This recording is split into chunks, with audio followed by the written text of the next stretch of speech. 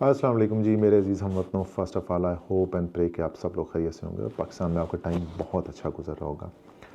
देखो भाई, मैं इससे पहले कि अपना वीलॉग स्टार्ट करूँ, मेरी रिक्वेस्ट वहीं पे यही है कि हमारे चैनल को ज़रूर सब्सक्राइब कर लें, ज़रूर बेल आइकन प्रेस कर दें, लाइक कर दें, कमेंट कर दें और शेयर ज़रूर कर दीजिएगा। आज के हमारे वीलॉग का जो टॉपिक है, जैसा कि आपको पता है कि मैंने पिछले कुछ दिनों से ये प्लान किया कि मुझे पाकिस्तान से मूव करना है और पाकिस्तान से मूव परमानेंटली करना है।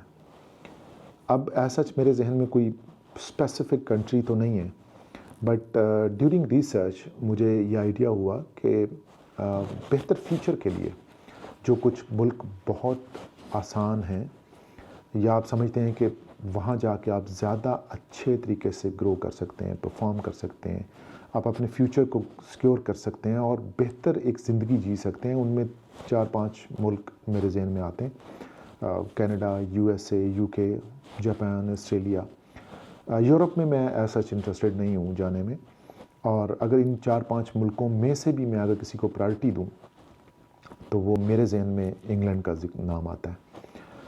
तो मैं पिछले कुछ दिनों से स्टडी कर रहा था कि अगर मुझे पाकिस्तान से बाहर जाना हो या मैं प्लान करूं कि मुझे जाना है, तो और अगर मुझे इंग्लैंड का प्लान करना हो तो मैं what I have to do, मेरे जहन में क्या क्या ऑप्शन आते हैं या मुझे क्या करना है, या मुझे मैं I was little bit confuse as well. मुझे नहीं पता था कि ये कैसे होगा, हाउ टू स्टार्ट इट, फिर इसका रिज़ल्ट क्या होगा। आई डोंट नो कि पता नहीं मैं सक्सेसफुल हूँगा नहीं हूँगा, बट अल्लाह का नाम लेके मैंने इसके ऊपर काम शुरू किया। और मैंने ये देखा कि इंग्लैंड में अगर मैं प्लान करता हूँ तो अपरेंटली मेरे पास जो इमिग्रेशन के पॉसिबल रूट्स हैं या जिनको मैं यूज़ कर सकता हूँ, वो पॉसिबल रूट्स 3 ही हैं। फर्स्ट रूट वो है जो स्टूडेंट वीज़ा है, दूसरा रूट जो है मेरे पास वर्कर वीज़ा है जो लेबर वीज़ा में आता है, और थर्ड जो मेरे पास कैटेगरी है जो मैं अफोर्ड कर सकता हूँ वह है स्किल्ड वर्कर कैटेगरी में। टाइम के साथ मैंने इन तीनों वीज़ाज़ को स्टडी किया और इसके अंदर मैंने कुछ प्रोज कॉन्स निकाले, कुछ मैंने इनको रिसर्च किया कि ये कैसे होगा, तरीक़ाकार क्या होगा। तो स्टूडेंट वीज़ा जो है वो मुझे लगता है कि सबसे आसान है, अप्रॉक्सीमेटली, मतलब उसमें पैसे भी कम हैं और आसानी से भी मिल जाता है। दूसरा ये है कि उसमें आपकी चॉइस यूनिवर्सिटी भी आपको मिल जाती है, एक अच्छी यूनिवर्सिटी में आप जाके एडमिट हो जाते हैं और अच्छी एक तालीम लेना शुरू कर देते हैं।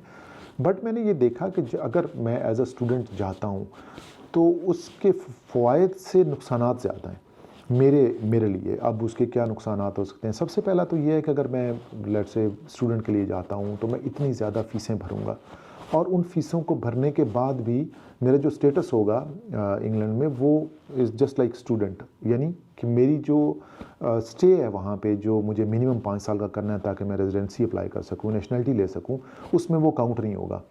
फिर अगर मैं स्टूडेंट चला जाता हूँ तो फिर मुझे स्टूडेंट के साल या 2 साल के बाद मुझे पोस्ट स्टडी वर्क यानी पीएसडब्ल्यू लेना पड़ेगा, उसमें साल 2 करने के बाद फिर मुझे वर्क परमिट लेना पड़ेगा। और ये सारी चीज़ें ऐसी हैं कि जिनके अंदर मुझे बार बार अपने एक्सपेंसेस करने पड़ेंगे। मेरे पास काम करने के लिए 20 आवर्स होंगे, मेरे पास जॉब नहीं होगी, मेरे पास खाना पीना रहना, लाइफ अफोर्डेबिलिटी, गाड़ी पेट्रोल ख़र्चा, सब कुछ सेविंग्स, मुझे हर चीज़ करनी पड़ेगी। तो अल्टीमेटली रिज़ल्ट ये है कि स्टूडेंट वीज़ा अगर मैं लेता हूँ तो मुझे लगता है कि ये मुझे बहुत ज़्यादा ओवरकास्ट करेगा और मुझे बाय एंड ऑफ डे कुछ इसमें से फ़ायदा नहीं होने वाला। मुझे नहीं लगता कि मैं स्टूडेंट वीज़ा पे जाके इस स्टेज पे कुछ अपने फ्यूचर को ज़्यादा बेहतर तरीके से सिक्योर कर सकता हूँ। तो ये तो मैंने रूल आउट कर दिया उसमें से। सेकंड मेरे पास जो ऑप्शन था वो वर्कर वीज़ा का था। वर्कर वीज़ा के अंदर बहुत ही लो एंड जॉब्स हैं, जैसा लेबर की जॉब्स हैं, क्लीनर्स की जॉब्स हैं, डेयरी में आपकी जॉब्स हैं, फिर आपकी ऐसी जॉब्स हैं कि जो बहुत ही केयर वर्कर की जॉब्स हैं, लो एंड जॉब्स हैं, डिलीवरी की, ड्राइवर्स की।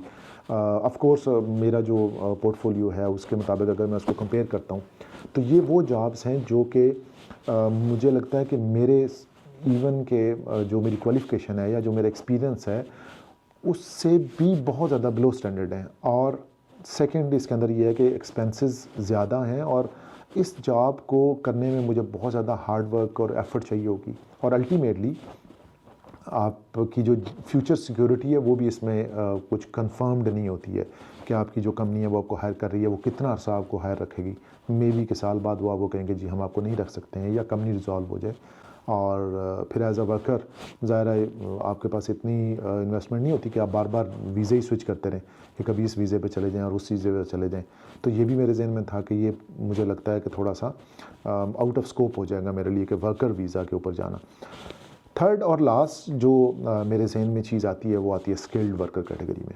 ऐसी कैटेगरी है जिसके अंदर मुझे लगता है कि ज़्यादा बेहतर स्कोप अवेलेबल है। एक तो रीज़न ये है कि इसके अंदर जो जॉब्स आपको ऑफ़र की जाती हैं वो एक स्पेसिफिक सेट ऑफ जॉब्स हैं जो कि यूके गवर्नमेंट ने ऑलरेडी डिक्लेयर की हुई हैं शॉर्टेज ऑफ सर्विसेज में, शॉर्टेज ऑफ ऑक्यूपेंसी में आपको जो वेबसाइट के ऊपर भी वो मिल जाती हैं।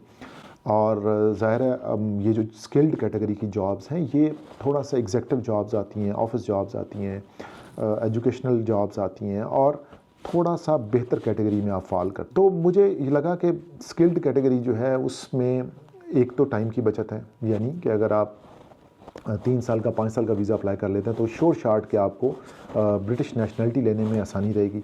सेकंड ये है कि इसमें अर्निंग आपकी बेहतर रहेगी।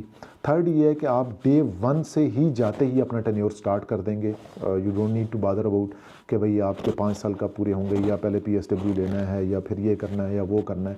जिस दिन आप लैंड करेंगे इंग्लैंड में आपका उस दिन से काउंट जो है आपका स्टार्ट हो जाएगा। सेकंड इसके अंदर ये है कि ज़ाहिर ऑफ कोर्स अगर आप वहाँ जाएंगे तो फिर आपने अपने आप को अफोर्ड भी करना है। आपकी पे भी इतनी होनी चाहिए कि आप वहाँ पे रह सकें, खा पी सकें, घर बार जो आपने रेंट पे लेना है वो ले सकें, कम से कम एक छोटी सी गाड़ी आप ख़रीद सकें, जो आपने फ्रीलांसिंग वगैरह उधर करनी है या कुछ भी ऐसा काम करना है वो आप कर सकें।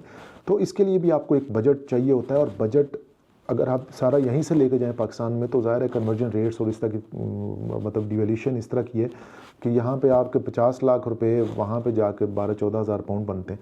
तो 12-14 हज़ार पाउंड में तो मैक्सिमम आप 2-4 महीने निकाल लेंगे, उसके बाद तो आप खाली हाथ हो जाएंगे, सड़कों पे आ जाएंगे आप। तो ज़ाहिर इन चीज़ों को जब मैं देखता हूँ एक ब्रॉडर स्केल में तो the only hope I have with me is a skilled worker visa. तो मेरा ख़्याल है कि मैं इसी वीज़ा पे काम करूँगा। और आज के व्लॉग में बेसिकली मैंने यही डिसाइड करना था कि मुझे कौन सा वीज़ा लेना है। तो इसके साथ जी हमारा आज का जो व्लॉग है वो एंड होता है। बट मैं आपसे रिक्वेस्ट करूँगा कि आप तमाम वो लोग जो हमारी वीडियो देख रहे हैं हमारे चैनल को ज़रूर सब्सक्राइब कर लें, ज़रूर बेल आइकन प्रेस कर दें, अपने सोशल सर्कल में इसको ज़रूर शेयर कर दें ताकि बाकी जो लोग इस तक इन्फॉर्मेशन देखना चाह रहे हैं, उन सर्च कर रहे हैं, उन तक हमारी ये इन्फॉर्मेशन पहुंच सके और वो अच्छे तरीके से इससे एंटरटेन हो सकें। हमारा जो UN नंबर ऑपरेट कर रहा होता है पाकिस्तान में 031118000008, इस पर आप व्हाट्सअप कर सकते हैं, कॉल कर सकते हैं। हमारी वेबसाइट है www.broadsheet.com.pk, इस पर आप हमारे साथ कनेक्ट हो सकते हैं और अपने मैसेजेस छोड़ सकते हैं। और अगर आप फ्रीलांसिंग के बारे में कुछ समझना चाह रहे हैं, सीखना चाह रहे हैं तो हमारी जो दूसरा चैनल है ब्रिट बाउंड फ्रीलांसिंग गुरु, आप उसको सब्सक्राइब कर सकते हैं और वहाँ पे मेरे साथ कनेक्ट हो सकते हैं। मुझे अब इजाज़त दें, इंशाल्लाह नेक्स्ट व्लॉग में आप लोगों से मुलाकात होगी। अपना बहुत ख्याल रखिएगा। Take care of yourself. अल्लाह हाफिज़।